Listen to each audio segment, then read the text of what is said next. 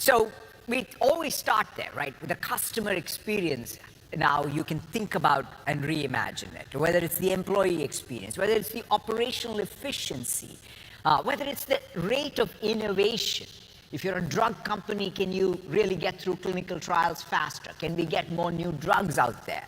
That, to me, is ultimately moving of the frontier that we are all chasing. And to do that, though, you kind of have to embrace a new approach even, right? What worked previously. In some sense, you have to do this hard job of unlearning and learning what's possible, right? Sometimes we sort of pattern match too much from what worked in the previous era may not necessarily work. In fact, there's a new frontier. So when I think about that, it starts with that mindset, freeing ourselves that there's a new approach. For example, when it comes to AI, right, if you look at even a building of an AI solution, you don't start with a spec. You actually start with the test, right? I mean, when there's fancy new words, people talk about evaluations, right? You create these rubrics to do evals on a particular outcome, then you create a learning system, then you hill climb on that learning system. Guess what? That's kind of literally inverting the process of building an information system. You start from the outcome, you create a robust eval, and then you spec versus going left to right. But the key thing is that means you got to pick up new skills, all of us. And in order to pick up the new skills, you kind of need a new tool chain that you are using every day.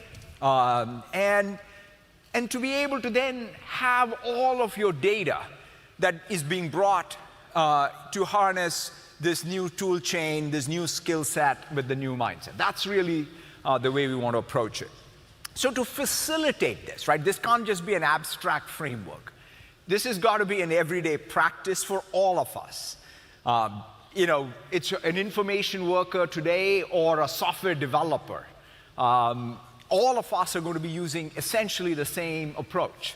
To realize that, we've built a tech stack, and I want to just literally walk up this walk down this tech stack. So starting with the experience layer, where we have taken this idea that, let's bring this AI Copilot right where you work, right? You may be in Outlook, you may be in Word, you may be in Excel, you may be in Teams, wherever you are doing your work. How do we bring the Copilot there?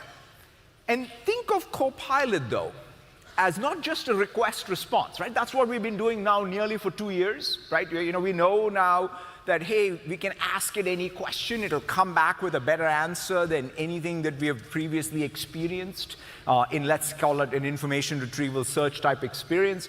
But now we have agents. In fact, think of Copilot as your browser for the agentic web.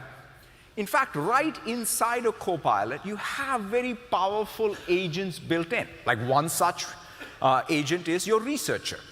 And researcher with computer use is a real breakthrough. It's literally like having 24/7 someone very sophisticated who is your research assistant who can go take any topic, and then because they have a computer, right? So they just are not like, think of it as not a single shot, like go and bring back information after thinking.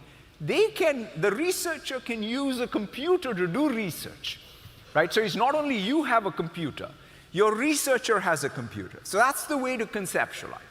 Same thing with analyst. So I can load a whole bunch of Excel spreadsheets and give it to an analyst, and it's kind of like giving it to your data science department, right? Or the data scientist. So it's, again, having a 24/7 data analyst who can then go give you insights. And lastly, it's like one of the things that I'm very, very excited about is what happened in software development is going to happen with Excel and Excel Agent, right? So I, in fact, had a chance to participate recently in the Excel World Championship. By the way, ESPN even broadcasts Excel Championships. We have an honest-to-God great way to sort of celebrate the Excel prowess. And so I was able to participate in it, the digital challenge using this Excel agent. It is so cool to be able to see. And I worked on Excel all my life, essentially. And to be able to sort of see how the agent mode understands deeply the entire semantics of a spreadsheet, right? So it's not just a one-shot, I created a great model, but it's the ability to iterate on a pretty sophisticated model continuously using this agent mode, just like how we do in software engineering.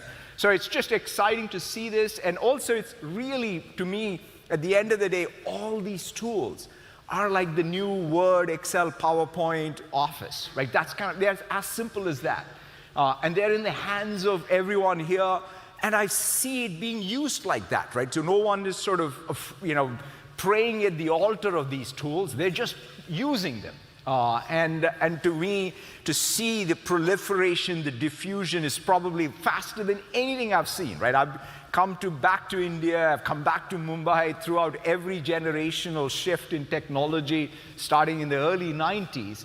But when I see now the rate of pace of change, there's no difference, quite frankly. I could be in any city, anywhere in the world, and to be able to see all of this applications just being broadly diffused. To show you some of this in action, let me invite up on stage my colleague Zoe. Zoe, take it away.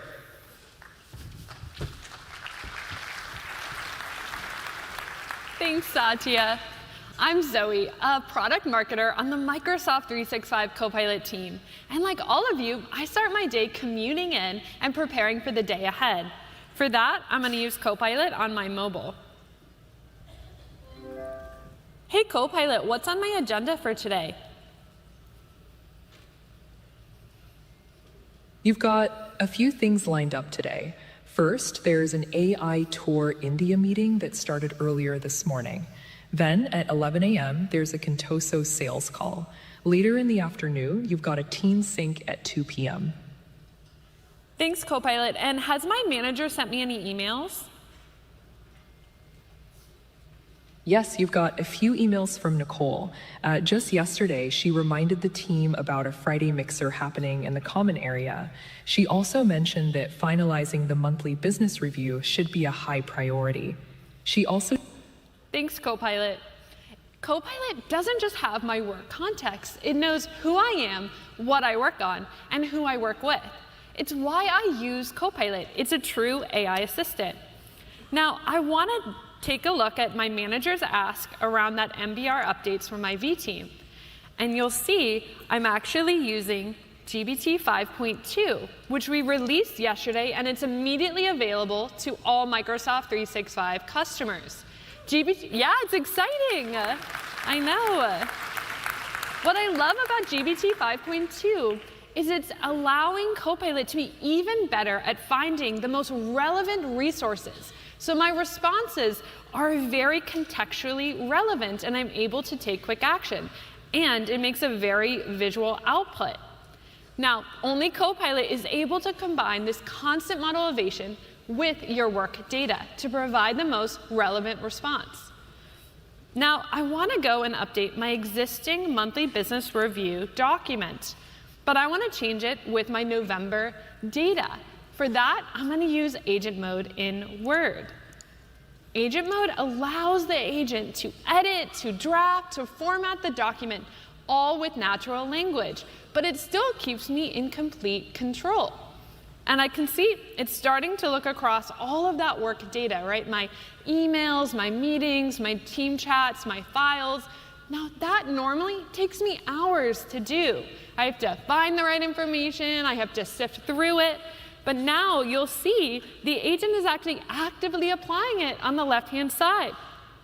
And you'll see that it's actually leaving parts alone that haven't changed month over month, like our mission, but rather using this to update everything and keep me on par with exactly the November updates.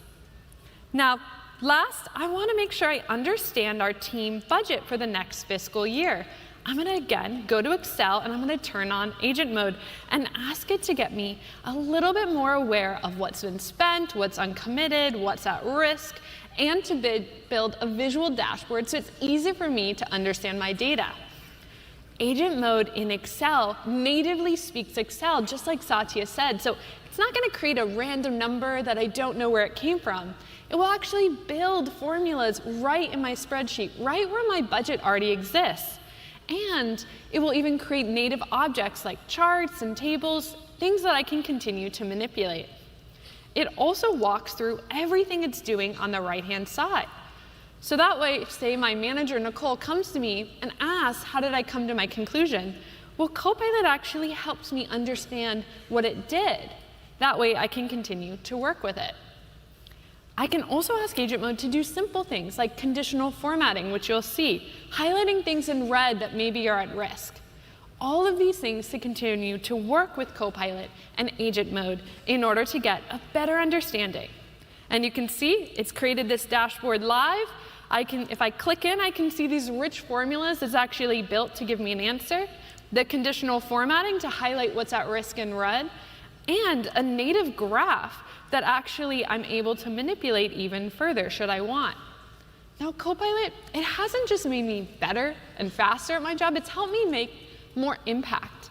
And I can't imagine working without it. Back to you, Satya.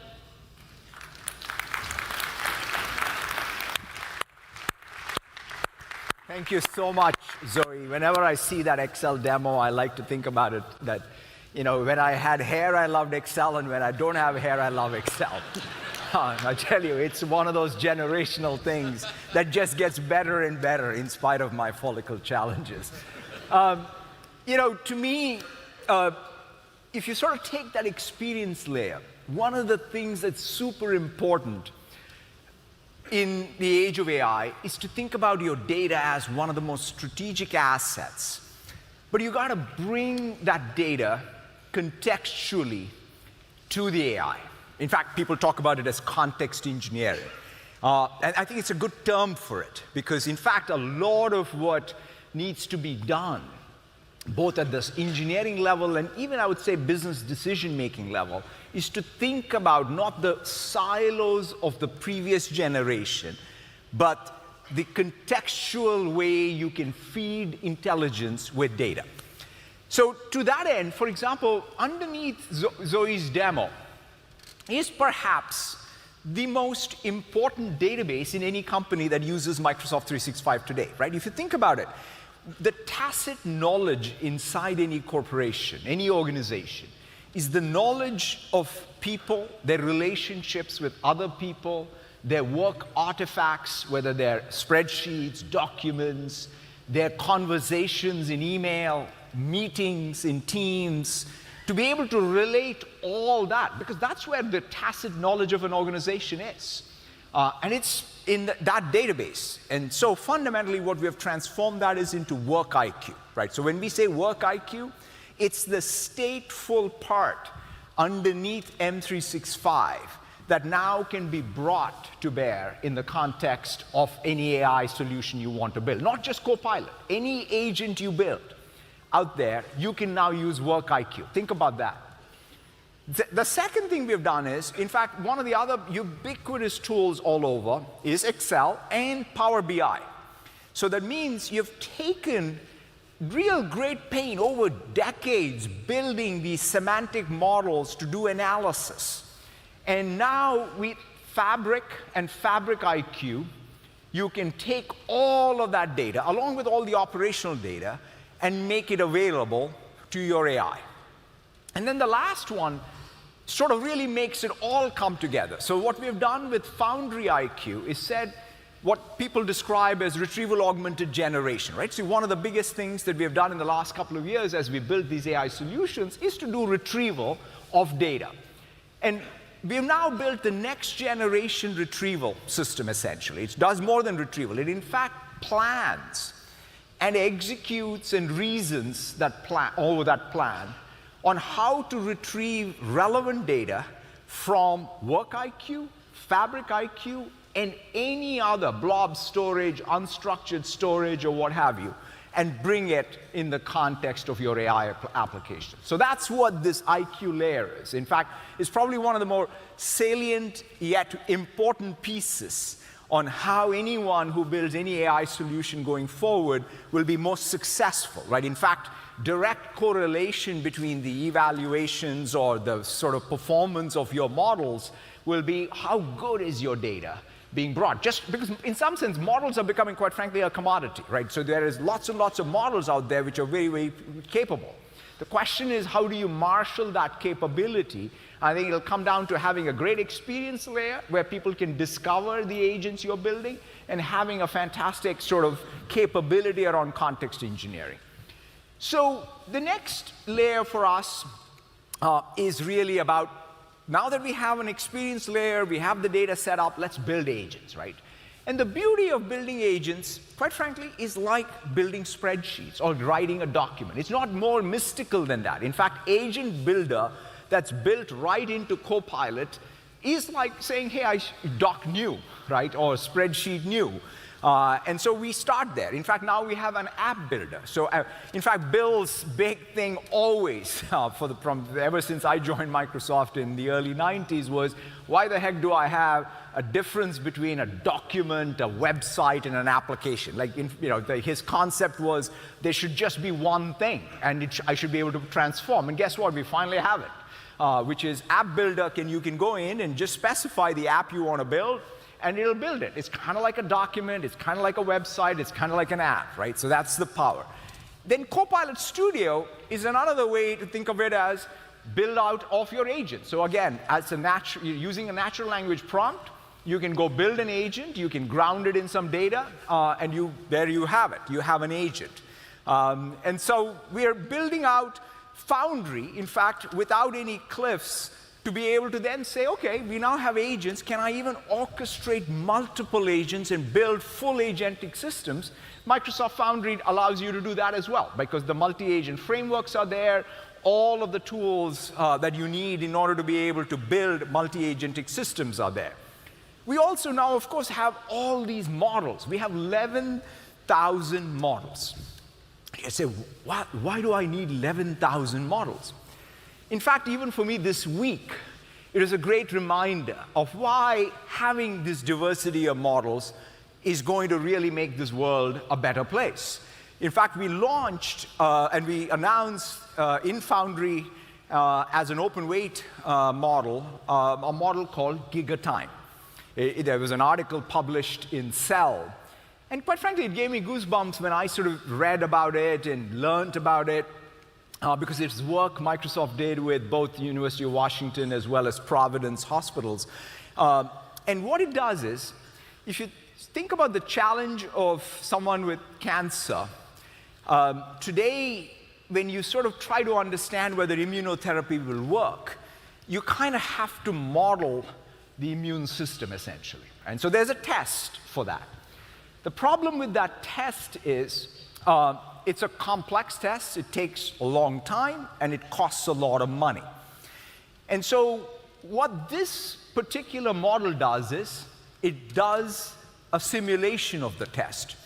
So you can literally take a simple pathology of the tumor, right? So that's literally like a microscope image of a tumor, and then use essentially Gen AI to fill in.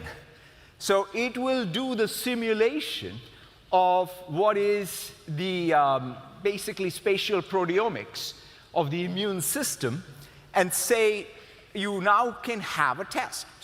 So I was thinking about it, right? With that model, that means some entrepreneur in Mumbai is going to pick it up and say, you know what, I'm going to build an entire sort of simulation lab in silico and make it available to every city in Maharashtra and in this country, right? So every hospital can start doing what now today is done in the few tier 1 hospitals and costs a lot of money. That's, in some sense, when you're playing the game, sometimes you forget why you're playing it. This is why we are playing it. We are playing it so that we can actually use this innovation to make a real difference in the world. So it's exciting to see how this is all coming together. Now, we're bringing, as I said, all this together in this tool chain. This tool chain is going to become what you will use. In fact, GitHub is where you would start interfacing with all of this app stack, right? So if you think of the new app server as Foundry, the tools are Visual Studio and VS Code and GitHub. And talking about GitHub, it's really exciting to see the growth of GitHub in India. It's tremendous. By 2030, India is expected to be the #1 country in terms of GitHub participation.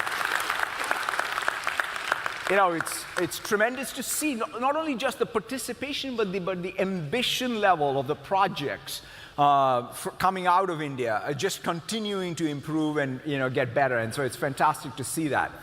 Now, we're building out GitHub, by the way, as Agent HQ. So what I mean by that is you go to GitHub, and you will have access to all the coding models that you could use in the context of your repo. And so that's the idea. It's not about sort of having one model, but you have your code repo, just like Work IQ. Think of this as Code IQ, right? So that's kind of really it. Like your code is your most important resource. You want that. And then you want many, many models over the years to sort of keep working and creating more of that repo and the repo features. And so that's what, and by the way, the form factors, right? If people say, oh, wow, will I only use autonomous agents? Will I use only an IDE with agent mode? Will I use a command line? Guess what? I use all three all day long, right? I mean, that's it. Like the form factors of how I interface with AI are going to remain essentially always some IDE, some CLI interface, and a new chat interface, if you will. And that, I think, is the way you'll interact with it. But to show you all of this in its full glory, I wanted to invite up on stage my colleague, Karan. Karan, take it away. Thanks, Satya. A few weeks ago at GitHub Universe, we announced Agent HQ, which is an agentic platform that unites every agent, making them native to the GitHub flow you're already familiar with. So let me show you a demo of what that looks like. All right. So I have a demo app here that's a storefront for some of the nostalgic toys which might have been common in many of our households. However, as you can see, the app doesn't really have any search or filter options, and I want to add that functionality. So I have my code repo here on GitHub. With the new Agents panel, I can now kick off an agentic task from anywhere on GitHub by just describing the task and delegating it to the Copilot coding agent.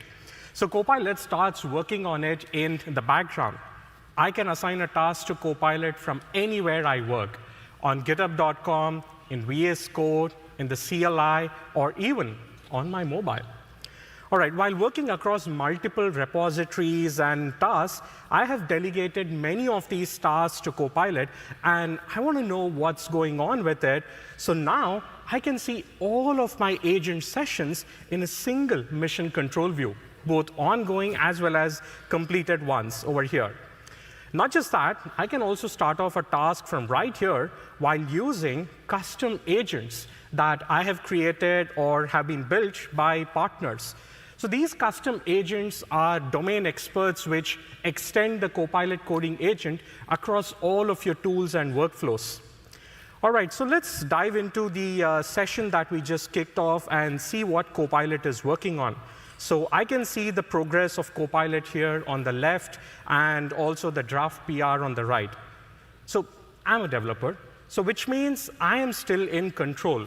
So I can even steer an ongoing session midway to have Copilot work in a slightly different direction.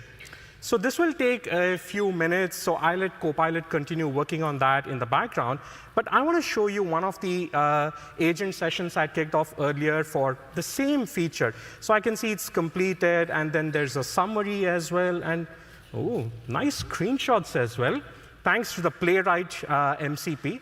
I can also take a look at the files it has changed over here, and also ask it for any change if I need right over here. All right, amidst all of this, if I want to have a chat with Copilot to ask it something or so, I can jump into Copilot chat right here as well. So Copilot provides me a choice of various different models from different providers, including GPT 5.2, which just launched last night and already available on GitHub Copilot. That's how fast it is. And yeah, all right, not just that, I can also bring in my own models from Microsoft Foundry.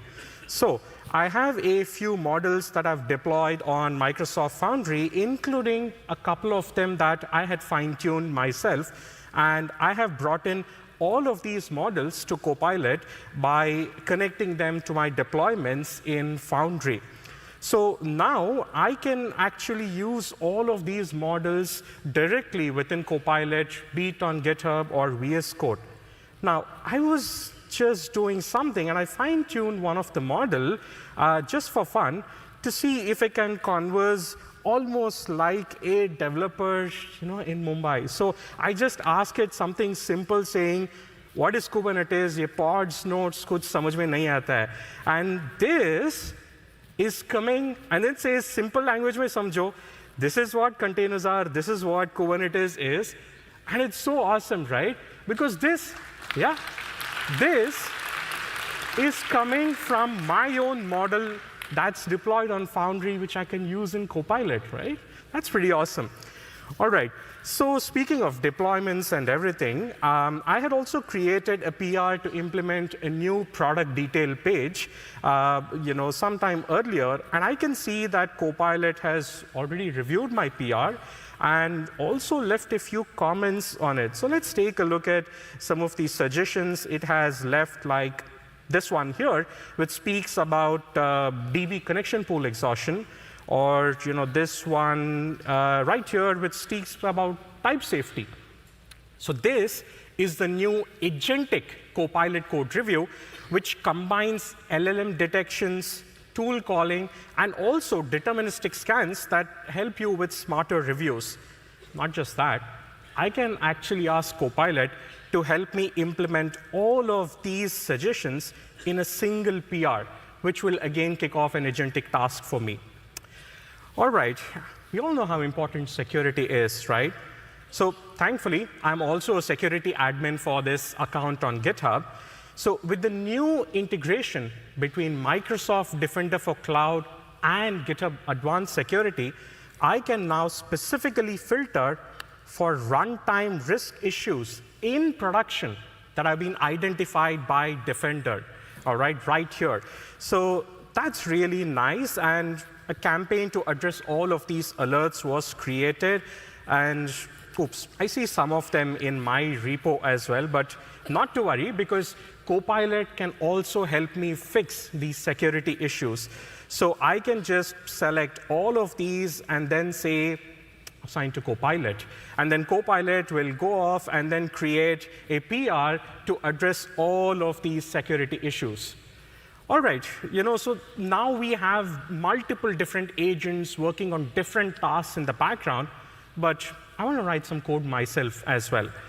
So here is the agent session for the search and filter function that we were looking at earlier, and I want to make some changes to it. So I can continue iterating with this by opening this directly in VS Code, which will open up the session for me. So I can either check out the branch or even apply the changes directly in my current branch, and I can continue working.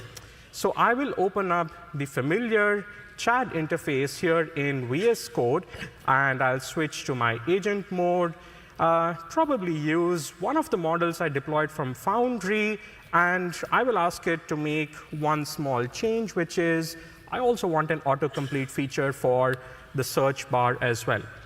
So this can continue working in the background, and you would have seen that just like on github.com, I also have a mission control view in VS Code as well, where I can see all of my local agents, my cloud agents, my background agents, which is running as well. All right, so I want to implement a new feature.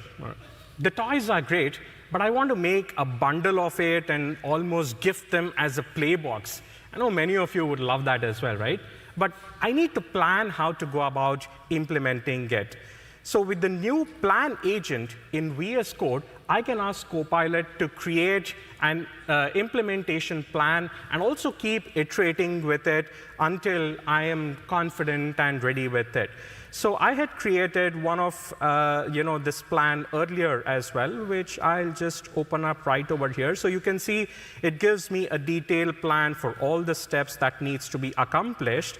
So whenever I'm ready, I can kind of continue coding this, or I can hand it off to an agent as well to work on it in the background. So I can hand it off to the CLI agent, and I will say, include the changes. That's fine. And this will start working on this agent in the background. All right, so some of this will take a bit of time to complete. So meanwhile, when all of this tasks would have been completed, let's see how our app would look like. So it will look like something like that with all of the filters that are there and also my search and autocomplete feature, and I can go start playing my brick game. All right. So in the past few minutes, we went from so many different ideas, planned them, and also coded them using Copilot coding agents in the cloud on github.com, in VS Code, in background using CLI agents, had that code reviewed with the Copilot code review agent, and also implemented the security fixes using Copilot autofix agent. All the while having ability to look at all of my agent sessions, steer them in the single mission control view on GitHub or even in VS Code. And that is Agent HQ. Thank you. Back to you, Satya. Thank you so much, Karan. And so, when you look at all of these tools that Karan showed, what does it do? It inspires you. So recently we had Thanksgiving in the United States, so we had some time off. And so what does one do when you have time off? You build. And so I built an app. And so this is, by the way, this is my regular laptop you are seeing. So this is, in fact, my Azure subscription. And this is, in fact, my app that's deployed right now, I think, in Canada Central. This is my repo. This is my GitHub repo. So this is my code. In fact, the way my standard sort of way I work is I have a Windows 365 set up, so it travels with me everywhere. And then, of course, I use GitHub. And then I use code spaces. So this is, I think it'll show up with the code space here. So it's kind of like turtles all the way down, right? So I have my code space running on GitHub, running on Windows 365. So that's kind of my virtual environment that I travel with. And of course, like as Karan was showing, every morning I get up, and my favorite place to go is here, right? Which is I go to my repo and I go to my Copilot and start assigning it tasks. Like every day, there's some multiple agents I kick off. Like this morning, I said, please upgrade this entire app to GPT-5.2, right? So and it's actually done, and when I'm done with my keynote and I'm on a flight back, I'll kind of get there on my flight Wi-Fi and be able to actually look at the PR and push it, if you will. In fact, I'll test it once in my code spaces, and then I'll commit. But that's, in fact, it shows you the power of how you can literally start really taking simple tasks to big updates and start powering through them. So what did I build? So what I built is essentially a new deep research tool. One of my life's ambition is to figure out how to get a job in the Copilot team, and so I'm preparing for it. I'm sort of desperately trying how to get competent enough to get hired. And so therefore I said, okay, let me build a new, more sophisticated deep research application. And so the thing that I did is, I said, look, there are all these models available. So why don't I create decision frameworks that work on top of the model? And one of those decision frameworks is Andrej Karpathy, who's a famous AI researcher, came up with this LLM council, he called it, right? So the idea is, you'll have, like a selection committee, you'll have multiple members of the committee, right? So in this case, I can have GPT 5.1 or 5.2 today, Claude, Gemini, Llama, Grok, whatever, right? Pick your favorite selection committee. Then you elect even a chairman, like you can say, who is the chairman? Is it Claude or Gemini or GPT or what have you? Pick your chair, and then go ahead and issue a query and ask it to do stuff. And then another one I did was DxO. This is a pretty cool decision framework. This comes out of healthcare. In fact, we first implemented it. In fact, we've implemented it in healthcare, where you have just different roles. So for example, one role is a lead researcher who does, let's think of it as exhaustive, breadth-first research. There's a critical reviewer. And by the way, you can assign different models to these different roles. So I have a lead researcher that happens to be Claude, a critical reviewer that happens to be a GPT. And what does the critical reviewer do? That particular role finds method problems, right? Say recency bias or period bias, whatever are the issues which are cognitive biases. Then you can have domain expert, data analyst, so different roles. And in fact, when we applied DXO in healthcare, it turned out that having multiple roles work together in a multi-agent system outperformed any single model. Right? It's intuitive, right? Why not have all the smart people working with you on a particular decision versus one? And so that was DXO. Then I implemented even another one called Ensemble. And the idea with Ensemble is you sort of fire off parallel queries, anonymize the responses, so there is no bias even in selection, and then synthesize, right? In fact, last night, I said, well, let's even implement a regular old debate. So this is a new feature I added, and thank God it's showed up here. And basically, think of it as chain of debate. In fact, I think of all of these as, instead of thinking of them as chain of thought, thinking of all of this as chain of debate. And I said, let's actually have a full-on debate. So the bottom line here is, you can have different formats of, even debates. You can have pros and cons, SWOT. You can have risk versus impact, counterfactual versus devil's advocate, right? So you can even pick your framework.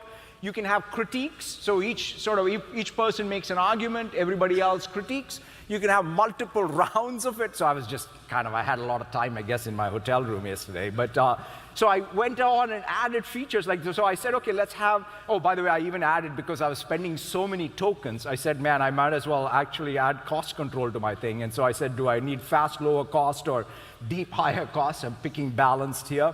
I can pick the different research analyst, system architect, risk officer, 3 types of roles, then have multiple rounds, and so you get the point. So of course, you build all this. What does one good old South Asian do? Use it to select the best ever Indian Test cricket team. I think we need one. And so if I go to my history, you'll see it. Like, I've been at it. I've been working it. In fact, I have a fantastic MLB lineup as well. But since we are here in Mumbai, I'll show you some of the stuff, right? So I'll show you the council one. I'll show you what it came back with. In fact, let me kind of increase the font here. So this is the chairman's synthesis. It shows me, obviously Sunil opens with Sehwag, Rahul, Sachin, Virat. Oh, man, it picked. So this is the synthesis, and it shows VVS at 6 and 7, and then it goes on. Here's the interesting thing, right? The chairman's sort of report says that there was unanimous, essentially, consensus, right? Gavaskar, Sehwag, Dravid, Tendulkar, Kohli, Kapil Dev, Ashwin, Bumrah. But the big debate, of course, was, do you need an additional batsman or not? And thank God they selected, at least being a Hyderabadi, I'm really proud that they made VVS Lakshman in there. And here's the interesting thing. So it weighted 5-1 and Claude's inclusion. I mean, think about this. These 2 models bid for my man Lakshman, right? Because why? Of his crisis management, and sort of made the point about why. And then the other debate was, who is the captain? In fact, I think, oh, by the way, the Kumble versus Zahir was also a very good one, right? Which is, it sort of chose Anil versus Zahir. Zahir is going to be 12th man. Depends, right? I guess that's where I think there's more work to be done. I would pick Zahir some days, and sometimes, depending on where you're playing. Captaincy debate, it picked Kohli. So the key thing is, I see the annotations of the chain of debate, and it gives me insight. In fact, if I go back to show you one other case, let me go back to my history again. Let's see. Let me go to the DXO view. I think this is interesting, because the DXO view is slightly different, right? It says here is what the lead researcher did. Then it says here's what the critical reviewer did. But here's the cool thing. Here, look at the way it found the biases, the error bias, right? So the critical reviewer's job was to say, okay, when I'm selecting something, are you mixing up your stats, right? I mean, like I always say, like, you know, sometimes you could say, wow, the fitness levels of the modern teams are so great and wonderful and what have you. But man, like to watch Gavaskar go in bat without a helmet, or, and, you know, even a Hazare go in a, you know, uncovered wicket in play in England, like how do you really equate for that, right? So that's the error bias. And so to me, to be able to kind of have all these models debate that issue is what this is all about. So anyway, so you get the point, right? Which is, you can use these decision frameworks as the new form of metacognition, right? So if you have all this abundance of models, the ability to literally do what I did, which is just build your own multi-agent system, right? That's the new commodity. I mean, the reality is, you know, this is all of us are going to be doing this work just like how we do spreadsheets or documents. And if we have that power, then the question is, what are we going to do with it? And one of the things I think is exercise better judgment, better decision, and in high-stakes situations, in healthcare, in financial services, in insurance, in supply chain. And that's the beauty of it, right? To be able to think about these as metacognition frameworks for us to apply better judgment in a world where we have all of this. One of the other things I should mention is I built all this. I even made it, in fact, a Copilot. So this is all in my Azure private tenant. So I then did basically an open API to it. And so then I made it into a Copilot agent. And then I said, great, let me go deploy. And guess what? You know, I was caught. So in other words, the Microsoft DLP, data loss prevention, came in and said, you can't deploy it because this has to be deployed inside the Microsoft tenant. You just can't point it to an external agent because that's a massive exfil problem.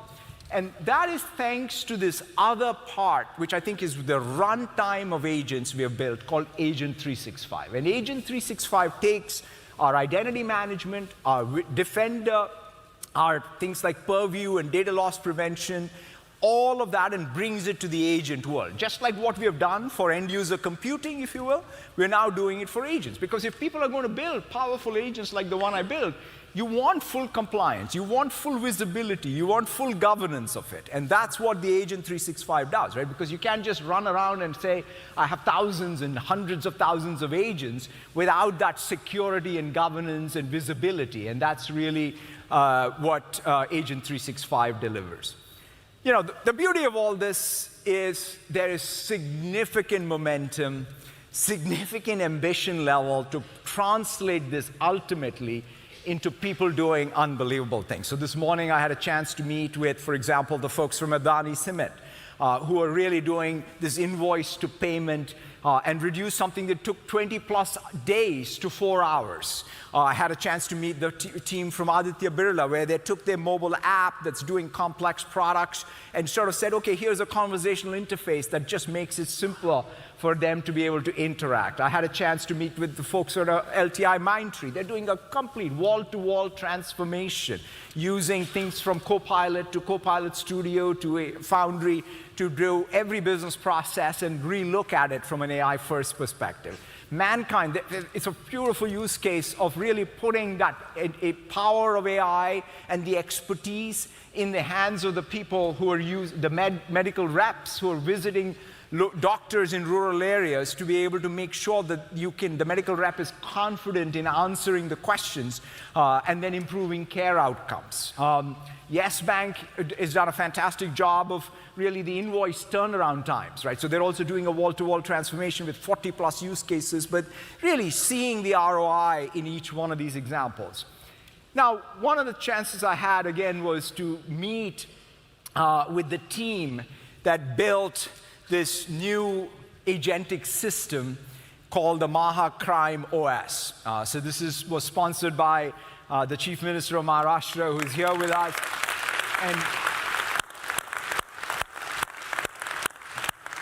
And it was really great to meet both the SP as well as the people in the team, and in fact the investigative team, and the pride they had in being able to use this system to deliver sort of justice to a citizen in Nagpur who was unfortunately a victim of a crime. But the ability for them to use this agentic system to speed up the time to justice was just fantastic to see. So let's go ahead and play the video.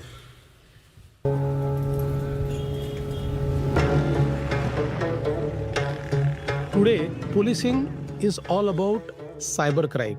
It is all about financial frauds. And it is global.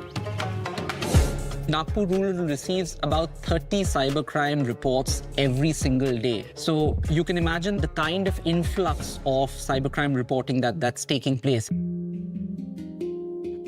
तो मैं withdraw करना चाह रही थी, तो withdraw जहाँ daily के shares आते थे, टिप्स आते थे, मैंने अमाउंट पे भी किया, बट स्टिल और कुछ ना कुछ चार्जेस पे चार्जेस वो डिमांड करते गए. तरी त्या आल्यात नीतू मॅडम आणि त्यांनी त्यांचं केसबद्दल सांगितलं, पण असे केसेस हँडल करायला असे टूल्स किंवा असे काही इक्विपमेंट जे असतात त्या थ्रू आम्ही मग ह्या सगळ्या गोष्टी करू शकतो. Mahacrime OS serves as an investigation copilot. You're able to have an agent that is able to detect the patterns, able to make sense of it, and have it speak to the direction of the investigation itself. The Maharashtra government through Marvel has collaborated with both Microsoft as well as CyberEye in terms of adapting Crime OS for the needs of Maharashtra. Ethical and responsible AI for public good is our motto. And Microsoft has provided us a very safe and advanced platform. महाक्राईम OS AI जे आहे काम जे आहे fast करून देते, म्हणजे पुरावे जास्त आम्हाला भेटतात, म्हणजे वेळ गेलेला नसते तर त्याला आरोपीला पुरावे नष्ट करायला वेळ भेटत नाही. Mahacrime OS AI is built using multiple technologies. Underlying this is Azure and AI services through Microsoft Foundry. We're also using Defender for Cloud and Microsoft Fabric. With Mahacrime OS AI, the turnaround times of investigations are decreased by 80%. Almost 100% of investigations are getting digitally registered and investigators are acting upon. So that makes me really proud that we're able to adapt emerging technology to fulfill the needs of several millions of people across the state and make government function much more effectively and transparently for them. If AI is properly used in governance, we can make the lives of people easier. और police अपना काम कर रही है, वो जगह जगह पे जा करके आरोपी पकड़ के ला रही है. बस तो वो एक होप है मैम कि वो आएगा. लोकांच्या चेहऱ्यावर जे खुशी जे हास्य येते त्यांचे पैसे परत भेटल्यानंतर ते आम्हाला खूप समाधान देते आणि पुढील काम करायला प्रेरणा देते.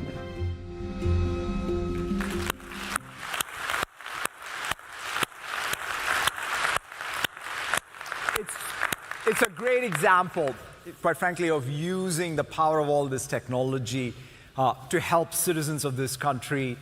And more importantly, it also sort of is a great example of how quickly this technology is diffusing, right? I mean, if you would have thought about any previous era of tech and the rate at which it would come to sort of impact in a context like this versus where we are. And that, I think, is the opportunity in front of us. So it's fantastic to see. So the last piece I want to talk about is powering all of this, of course, ultimately is the infrastructure, right? You've got to run essentially a token factory. And when it comes to token factory, one of the most important things is this one simple equation, yet very, very important, which is performance per tokens is all about tokens per dollar or per rupee per watt, right? You have to optimize.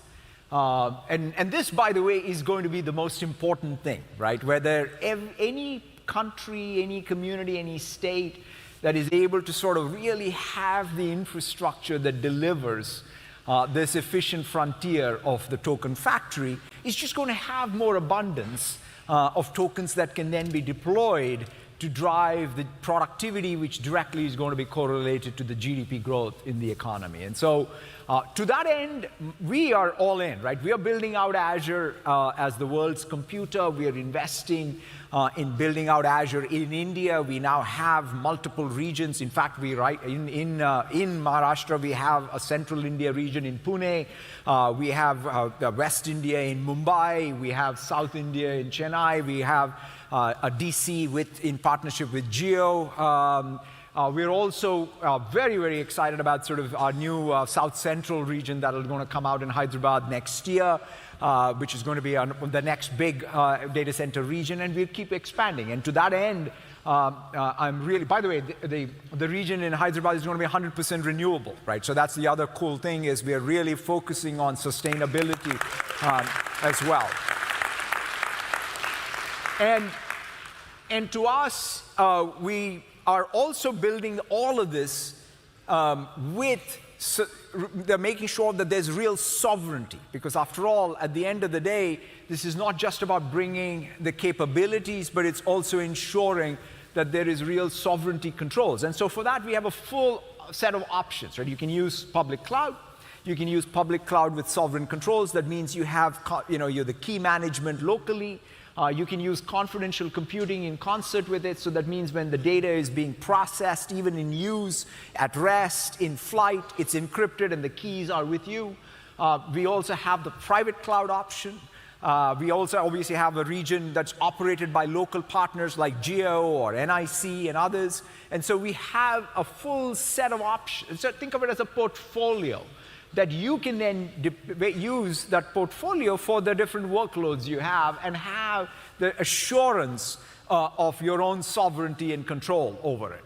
We're also doing, in fact, sovereign data control. So Copilot and all of the things we talked about are all being locally processed. So none of the data is going outside of the data boundary of India.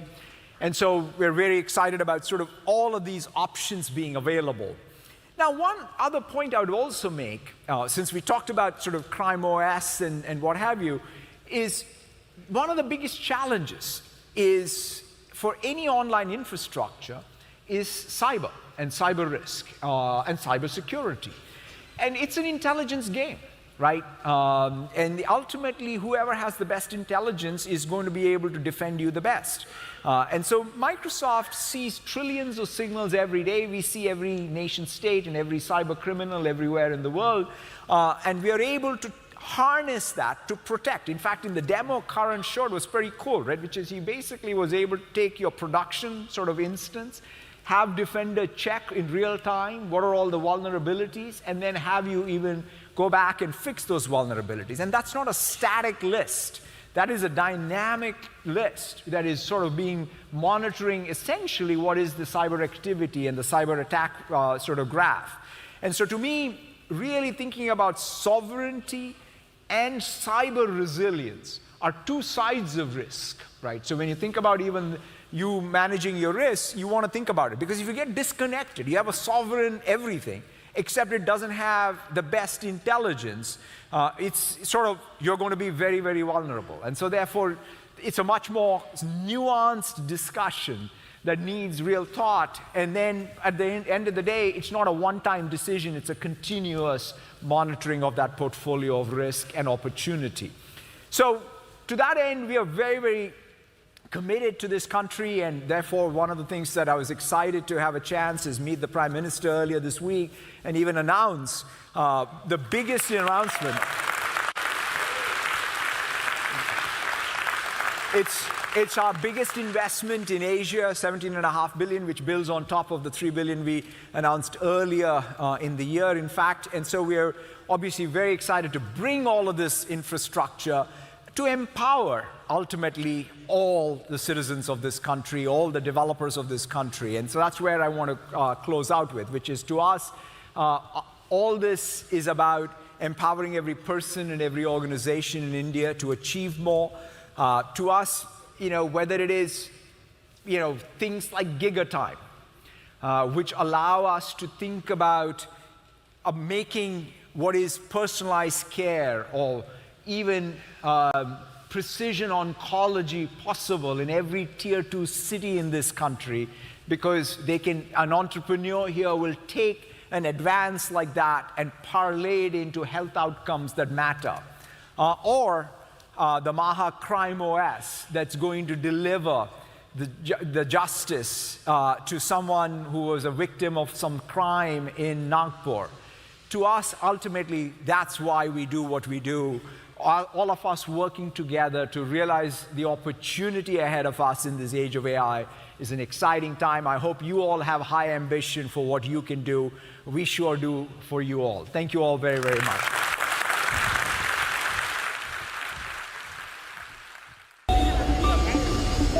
India has more than 400 million unorganized workers. They're earning only day-to-day wages and not getting any benefits. We need to shift the people from the informal to the formal sector. That would help us to develop our economy. Through the initiative of eShram, the National Unorganized Workers Database was developed, and we are able to provide those workers with social security benefits, also giving them access to the National Career Service Portal. NCS is a one-stop solution for job seekers, employers, training providers, and counselors. We have AI-based matching between the job seekers' skills and the employers. So any informal worker can go to the NCS portal and match with the right employer.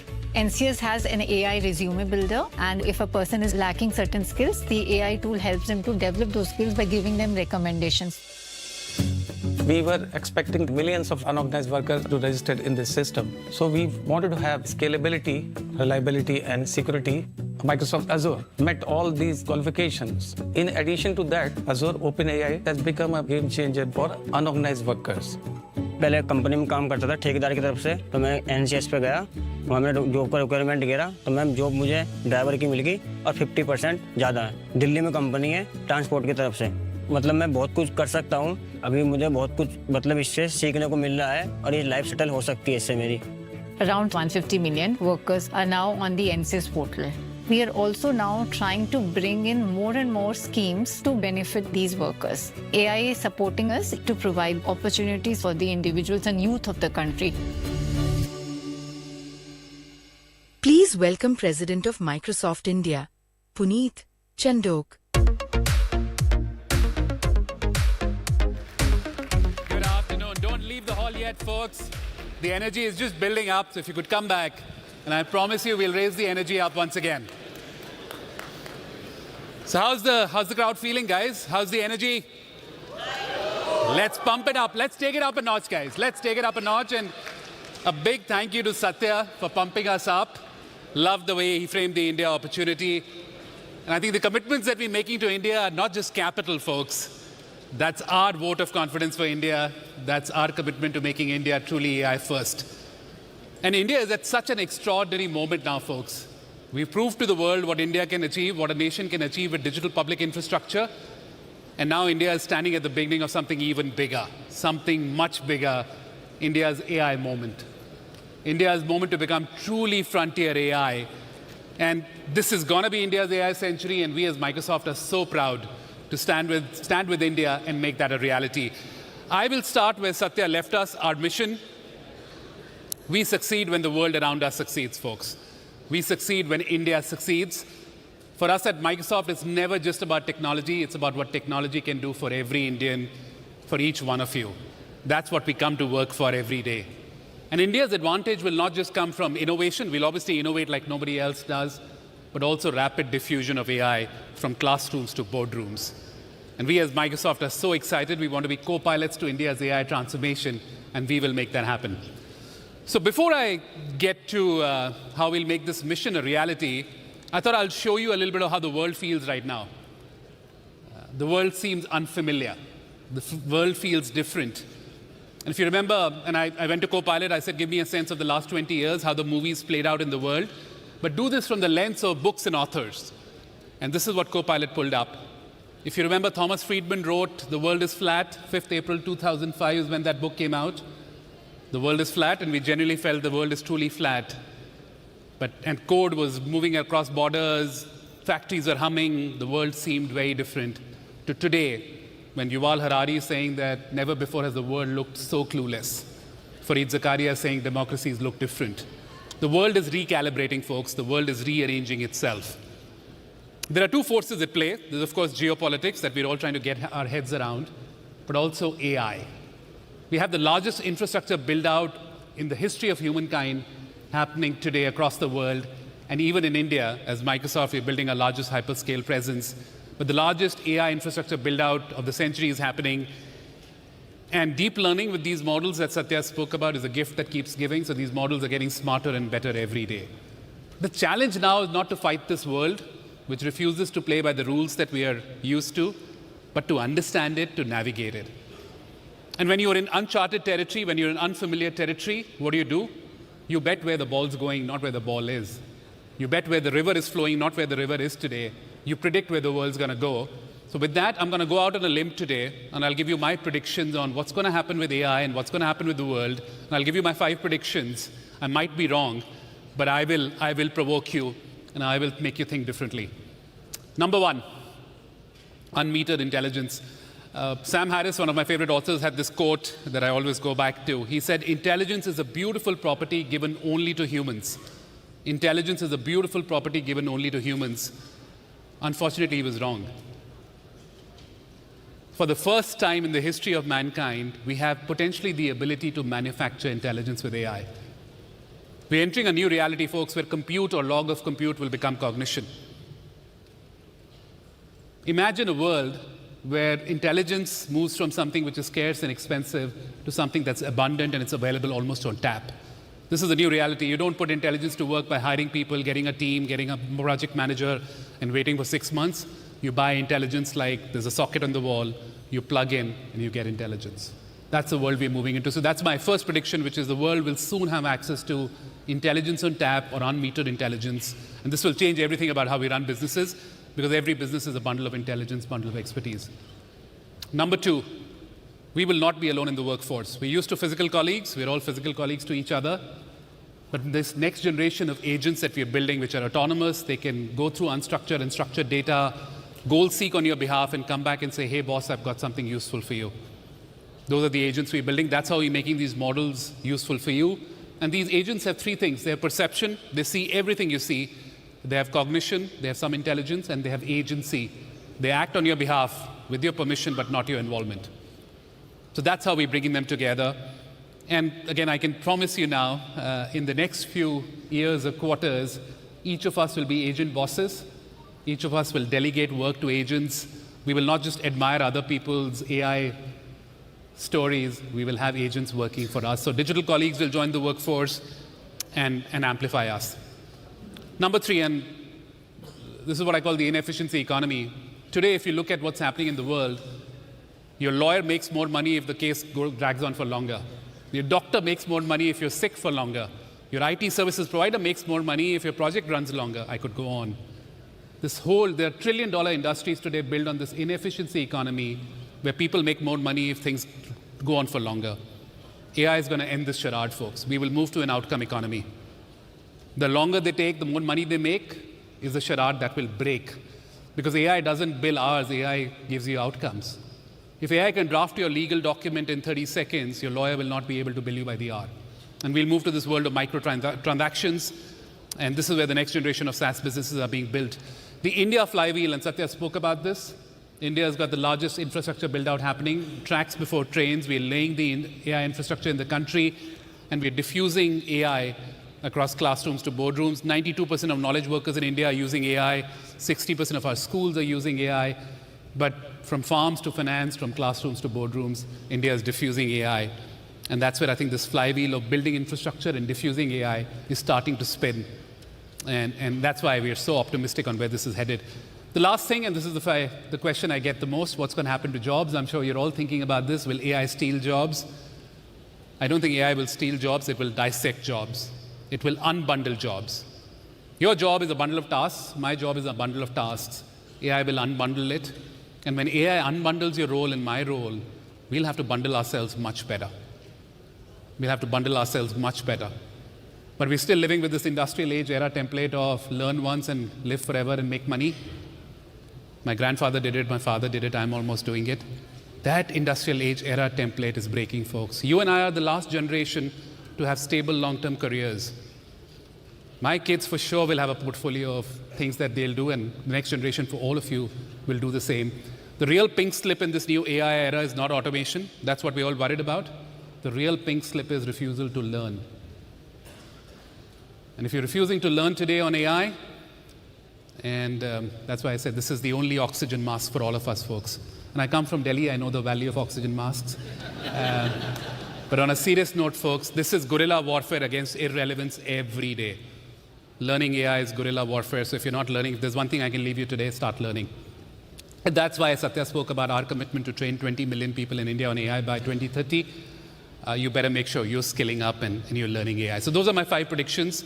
A little bit about being frontier, and Satya spoke about frontier models. I'm going to talk to you about frontier companies or frontier businesses. What are frontier businesses? They're like frontier models. Always improving, always getting better, human-led, agent-operated, buying intelligence on tap like I spoke, and then compounding it. They put AI at the center of everything. And based on the thousands of companies that we have the privilege of working who are building AI at scale in India and globally, we have some pattern recognition on where AI is being built. And these are the 4 areas where we're seeing the most impact, folks. First, really thinking about employee experiences end-to-end. Hire the best talent, give them the right skill sets, give them the right tool sets, measure their performance. Second, customer experience, truly reinventing it. The N is equal to 1 for customers is now possible. And these people are ruthlessly focusing on customer engagement. I'll give you some stories on this. Reshaping business processes. You can't take your old process and put AI on it and expect magic. You have to replumb it left to right. And then finally, truly bending the curve on innovation. Let me give you some examples. And Apollo Hospitals building a clinician Copilot to make sure young doctors, young clinicians have as much expertise and judgment like experienced doctors. Air India reinventing the entire customer experience journey. AI.G, their bot will do your tickets and your bookings and your check-ins and your upgrades. ICICI Lombard moving from a digital-first to an AI-led company. Asian Paints transforming how you think about color, design, home experiences. I could go on, folks, but there are many businesses in India, and we're publishing a book called Frontier Firms with 60 hero stories, and I'd love for you guys to read the digital copy, so we'll make sure you get one. And for across all of these cases, all of these stories, one thing is common, which is they're putting human ambition at the center of everything they do. They're truly democratizing intelligence. Going back to my point around we're manufacturing intelligence now for the first time, but they're putting that in the center of it. And we as Microsoft are bringing our solutions across the board to make it happen. So let me bring this to a close, folks, and I'll leave you with 3 ideas, 3 actions as you go back to work after this today or tomorrow. The intelligence revolution is in motion, folks. It's in full motion now. It's in full flight. It'll impact every business, every function, every role, yours and mine. Think about how you're going to rewire your business. Think about digital colleagues. Think about becoming an agent boss. Thinking about getting AI to work for you. And these frontier firms are like time machines. They're telling you the future. And if they're doing this, this is where we're headed. Microsoft is truly becoming the home for India to build AI. And we are so privileged and humble about this. And this is something that we get back to work for every day. From private companies to businesses to government to education, across the board, we're building AI. Partner with us. We'd love to find a way. And then finally, the last thing, folks. AI skilling is the new literacy for all of us. This is the only oxygen mask. Learn with AI, build with AI, get AI to work for you. And by the way, learning AI is not like doing a PhD, or it's about taking this fear out. It's about working at it every day. It's like you can't get fit by watching others go to the gym. You can't learn AI by watching others play around with this. You have to go to the gym yourself every day. Believe me, I've tried sitting outside the gym, doesn't help. It's full contact sport, guys. It's guerrilla warfare every day against irrelevance. So please get on this and learn every day. So I'll end where I started, folks. We're living through a moment of reset. The world is rearranging itself. It's rebooting itself. It looks unfamiliar. A new map is being formed across the world, folks.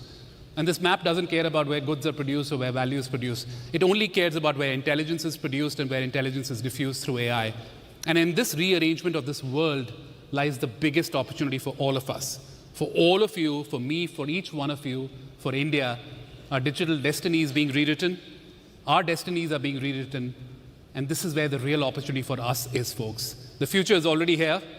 There's never been a better time to build with AI. You've got a PhD-level researcher, a PhD-level consultant, a PhD-level lawyer, doctor sitting in your pocket.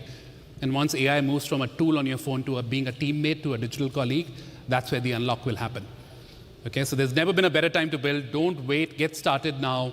You are the frontier, you are the future. Let's build. Thank you.